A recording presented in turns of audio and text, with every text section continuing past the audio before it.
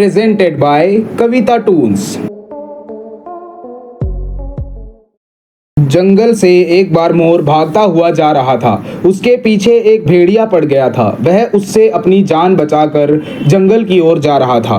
तभी रास्ते में उसे एक बहुत बड़ा तालाब मिलता है। वह तालाब को देखकर बोलता है, अरे वाह, कितना सुंदर तालाब है। भेड़िए से तो जान बची, अब थोड़ा पानी पी लेता हूँ। मोर को तालाब देखकर पता नहीं क्या हो जाता है। वह तभी पहाड़ से नीचे उतरकर और पानी पीने के लिए जाता है। शायद उसे बहुत जोर से प्यास लगी थी। मोर सोचता है, काश मेरा यही तालाब के पास घर होता।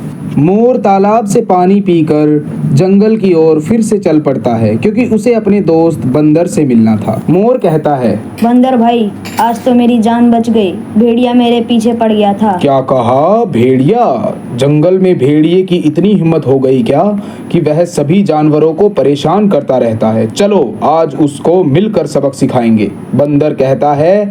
और मोर और बंदर दोनों मिलकर जंगल की ओर जाने लगते हैं। अरे मोर भाई, रास्ते में कहीं तालाब तो मिल जाएगा ना, मुझे बहुत प्यास लगी है, बंदर कहता है। अरे हाँ बंदर भाई, रास्ते में तुझे बहुत बड़ा तालाब मिलेगा और उसका पानी बहुत ठंडा है। मोर बंदर को बताता है। मोर और बंदर कुछ ही देर में तालाब के किनारे पहुंच जाते हैं। बंदर तालाब के अंदर चला जाता है। अरे मोर भाई, बहुत ही ठंडा पानी है यार। मोर भाई भेड़िए को भी मजा चखाएंगे, लेकिन कुछ देर और नहा लूं। भले ही पानी ठंडा है, लेकिन मुझे मजा बहुत आ रहा है। यार तुम तो यहाँ मजे से नहा रहे हो, मेरा यहाँ भूख से हाल बेहाल हो रहा है। मोर भाई, तुमने मुझे तालाब दिखाया, अब मेरा फर्ज बनता है कि मैं तुम्हारे लिए कुछ करूं। मैं तुम्हें लेकर चलूंगा खाना खिलाने। अच्छा, लेकिन कहाँ? मुझे यहाँ आसपास कुछ भी खाने का नहीं दिख रहा है। फिर तुम कहाँ जाने की बात कर रहे हो? मैं तुम्हें ऐसे ठिकाने पर लेकर जाने की बात कर रहा हूँ जहाँ मैं हर रोज फल खाता हूँ। चलो चलते हैं। बंदर तभी तालाब से निकल पड़ता है और मोर के साथ चल पड़ता है। पता नहीं वह मोर को कहाँ लेकर जा रहा था। इधर मोर और बंदर तालाब से निकलते हैं। बाघ की नज़र उन्हीं पर होती है। वह उन दोनों को देख लेता है। फिर बाघ बोलता है, इस बंदर को तो मैं छोड़ूंगा नहीं। इसका पुराना हिसाब भी मुझे चुकता करना है। मुझे आज भी वो दिन याद है जब मुझे जंगल से निकाला गया था। अरे मैं तो चुपचाप अपना हिरण का शिकार करके और उसे मज़े से खा रहा था। तभी इस बंदर ने मुझे देख लिया और जाकर महाराज की गुफा में वहाँ इसने मेरी सारी शिकायतें लगा दी और बोला कि मांसाहारी जानवर जंगल में नहीं रहना चाहिए। तभी मुझे जंगल से शेर सिंह ने निकाल दिया। अब मेरी बारी है इससे बदला लेने की। छोड़ूंगा नहीं तुम्हें। आ रहा हूँ बंदर, मैं तुमसे बदला लेकर रहूँगा। आज तुम्हारी खैर नहीं है। बाघ ऐसा कहकर बोलता है। इधर मोर और बंदर जंगल के बीचों बीच आ चुके थे। बंदर मोर को अपने ठिकाने पर लेकर आया था, जहाँ वो हर रोज फल खाता था। वह पेड़ के पास आकर बोलता है, मोर भाई, तुम्हें भूख बहुत लगी है और तुम थक चुके होगे। मैं पेड़ पर चढ़कर कुछ आम तोड़ देता हूँ तुम्हारे लिए। तुम थोड़े आम खा लेना। नहीं नहीं, कोई भी मेरे पेड़ से आम नहीं तोड़ सकता है। पहले मेरे कुछ सवालों के उत्तर दो। अरे बंदर भाई, मैंने तो सुना है आम फलों का राजा होता है। ये फलों का राजा हमारे साथ ऐसा करेगा क्या? तुम चुप ही रहो मूर्ख मोर। अगर तुम्हें सच में ही आम खाने हैं तो कुछ सवालों के उत्तर दो, तभी तुम्हें आम मिलेंगे। ठीक है मेरे भाई फलों के राजा, तुम्हारी मर्जी है। तुम पूछो जो पूछना चाहते हो। तो ठीक है, मेरा पहला सवाल। एक किले में चोर बसे हैं, सबका मुंह है काला। पूछ पकड़ कर आग जलाओ, झट कर दिया उजाला। अरे ये तो बहुत आसान है, ये मुझे भी पता है। इसका जवाब है माचिस, क्योंकि माचिस में काली तिल्ली होती है और वही उजाला करती है। ठीक है, दूसरा सवाल। ऐसी चीज क्या है जो पैदा होते ही बढ़ती है लेकिन कभी घटती नहीं? अरे इसका भी बहुत आसान जवाब है। इसका जवाब है उम्र, क्योंकि वह हमेशा बढ़ती है, कभी घटती नहीं। ठीक है, मेरा तीसरा सवाल। जिसे तोड़ो तो आवाज नहीं आती, पर कोई देख ले तो नाराज हो जाता है। बताओ जल्दी। अरे इसका जवाब भी मुझे आता है। इसका जवाब है वादा, जो हमें कभी नहीं तोड़ना चाहिए। अब तो हमें आम खाने दो यार। हाँ हाँ, क्यों नहीं। अब तुम मेरे पेड़ पर चढ़कर ढेर सारे आम खा सकते हो। तभी मोर पेड़ पर चढ़ जाता है और ऊपर जाकर आम खाने लगता है। बंदर उसको देखता है। कुछ ही देर में बंदर भी छलांग लगाकर पेड़ पर चढ़ जाता है और फिर आम खाने लगता है मोर के साथ। आम बहुत ही लजीज थे। वह दोनों आम खाकर पेड़ के बीच में बैठ जाते। मोर भाई सच में बहुत मजा आ गया आम खाकर। हाँ यार, आम बहुत मीठे थे, मैं तो खाता ही रह गया। सच में आम बहुत लजीज थे। चलो मोर भाई, बहुत आम खा लिए, अब अपने घर की तरफ चलते हैं क्योंकि शाम होने वाली है। बंदर के कहते ही मोर पेड़ से नीचे जाने लगता है। तभी वह उड़कर जमीन पर उतर आता है। उसके पीछे पीछे बंदर भी पेड़ से छलांग लगाकर नीचे आ जाता है।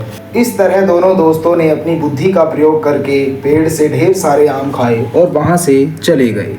इधर बाघ का दिमाग बहुत ही खराब हो चुका था क्योंकि सवाल पूछने वाला वही था। ये बंदर फिर मेरे हाथ से निकल गया। ये मोर पता नहीं इसका पीछा कब छोड़ेगा।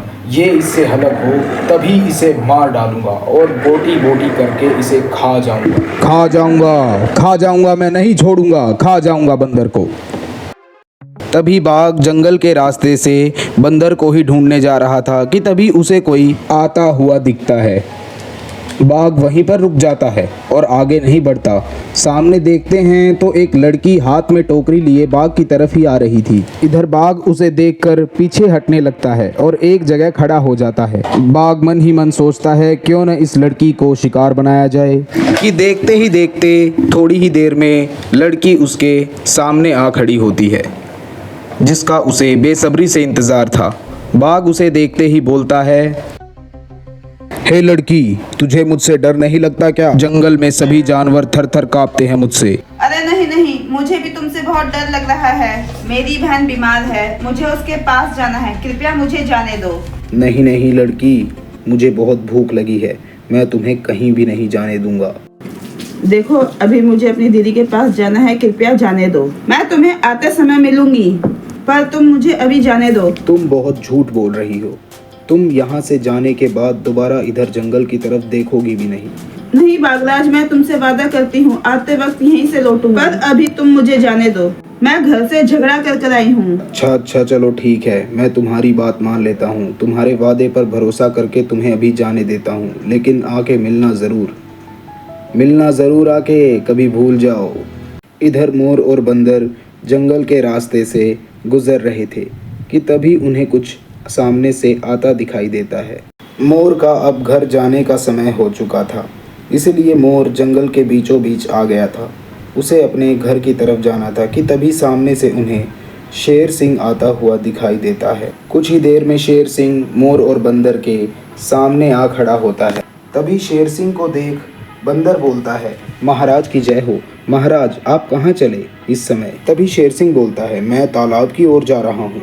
अगर तुम्हें भी चलना है तो तुम मेरे साथ चल सकते हो, तुम्हें कोई मना नहीं करेगा।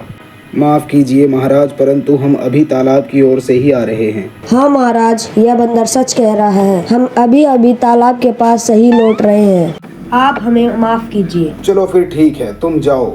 इधर शेर सिंह अकेला ही तालाब की ओर जाने लगता है। वह कुछ ही देर में तालाब पर पहुंच जाता है और वहां पर उसकी नज़र बाघ पर पड़ती है, जो पहाड़ी के ऊपर घूम रहा था और मोर और बंदर की तरफ जा रहा था।